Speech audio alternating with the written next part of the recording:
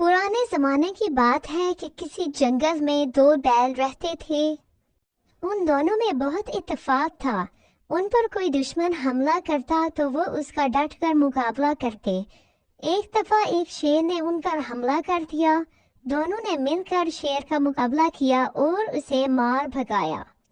تھکن سے فارغ ہو کر وہ اس لڑائی کی باتیں کرنے لگے۔ دونوں کو اپنی طاقت پر غرور تھا۔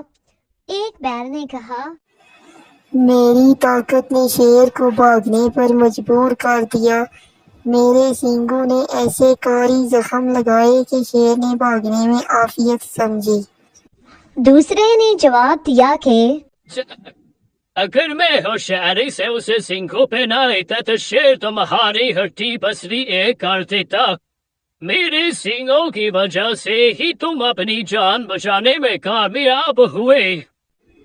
یہ تو میں اتنی بڑی کہ دونوں نے اپنی راہ لی۔ ایک جنگل میں مغرب کی طرف چلا گیا اور دوسرا مشرق کی طرف۔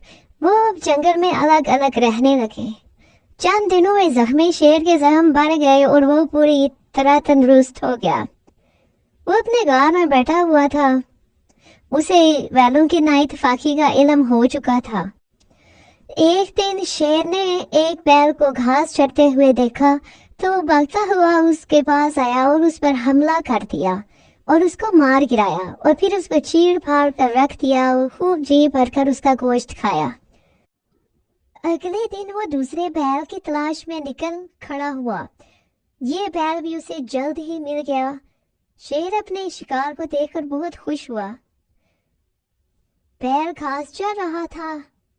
شیر بھاگتا ہوا اس کے پاس گیا اور اس پہ حملہ کر دیا اور اسے بھی مار گرایا، اسے بھی چیر پھاڑ دیا اور کھا گیا۔